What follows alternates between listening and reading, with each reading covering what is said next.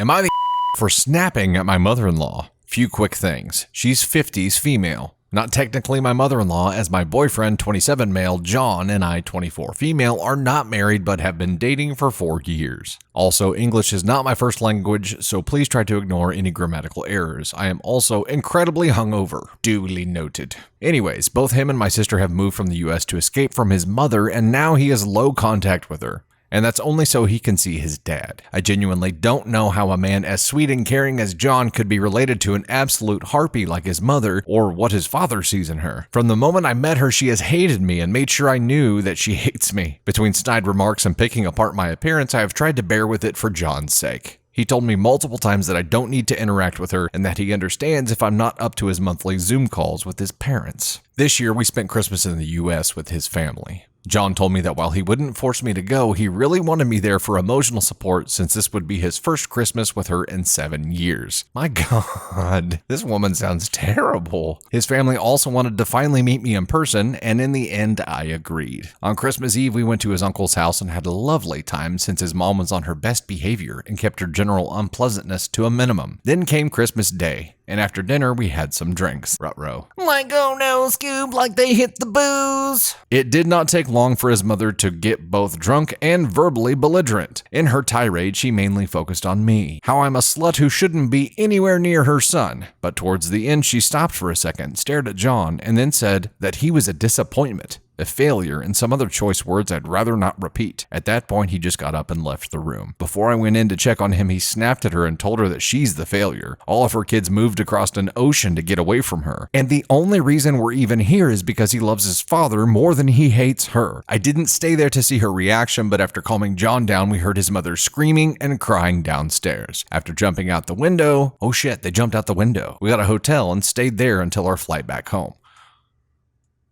You can feel much better about all of your family gatherings now, even if there's drama, because if you didn't have to jump out a window to escape it, you don't have it that bad. Now his entire family is sending us angry messages since his mom has been a wreck after. John backs me completely and says all I did was tell her the truth. And while he's upset that this caused a total of a shitstorm with his family, he isn't upset with me and knows that it sucked having to deal with her. But when I asked a few friends, they said I shouldn't have been so harsh since I knew she would retaliate. Okay, I think I screwed up. So she, OP here, is the one who said all this stuff to the mom. Hold on. Yes, okay. She says, before I went to check on him, I snapped at her and told her. Okay, so at first I was thinking it was the son that had snapped and said all of these things. And I was like, good for you, boy. Good for you. But it wasn't. It was OP. It was the son's girlfriend. Good for you, OP.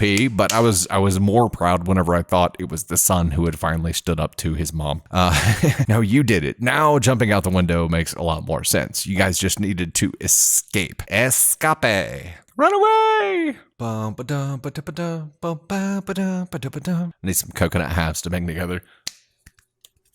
Very Monty Python. What you said needed to be said, and maybe it wasn't the right time to say it. Maybe you weren't the one who should say it, but no one else was speaking up, and this has been years and years of torture and abuse from her. So I'm going to say that you're not an asshole at all here. You did what needed to be done. No one else has done it because they didn't want to deal with the aftermath. And the fact that you did it and then ran off, maybe that's a problem. Like, I mean, it needed to be said, and obviously she's going to be belligerent after that. You're not going to be able to reason with her. You're not going to be able to have a logical conversation and reach some kind of resolution that heals all wounds that have been caused by her in this family. That's not going to happen. She's going to be what the husband referred to as a total of a shitstorm. That's why no one else has spoken up yet, because they knew what would happen. She pushed until she got a reaction. She didn't like the reaction that she got. It kind of seems like this is a recurring thing for her, so I'm guessing it will blow over with everyone else. I would highly suggest never going to visit her again. I would highly suggest avoiding all of the monthly parent Zoom calls that your husband does, and maybe that probably might not happen anymore, at least not with her. But she sounds terrible. I mean, we had the 10-mile Christmas Day hike. Mother-in-law that was the AScon 1 award winner of 2022. We're starting off 2023 here with this pretty comparable asshole of a mother-in-law. She takes the cake. She is definitely an AScon 1, and she deserved it. That's all there is to it.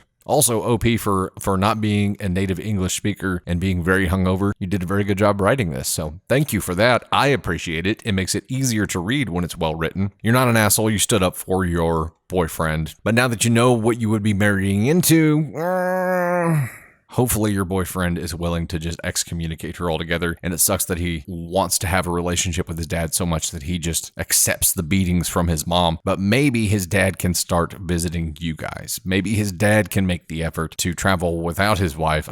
Yeah, that's a whole separate set of problems, but maybe, just maybe, he can still have a relationship with his dad without having to settle for the beatings that come from his mom, and that sucks. Happy 2023, everyone. Avoid people like this. And if you have someone in your family that you're dealing with that is like this, stop dealing with them. Why do you do it? What's the point? If someone is doing damage to you, create distance. And I mean real distance, not just an ocean. Quit giving them real estate in your mind and in your heart because you just allow them to do damage. That's it. You can have the fake minimal contact with them, but don't give them real estate in your mind because they will become a virus that just eats and eats and eats at you. The mental boundary that has to be created is probably the most important one. You've got to keep those harmful people out of your mind. Start doing that and 2023 will be much better for you.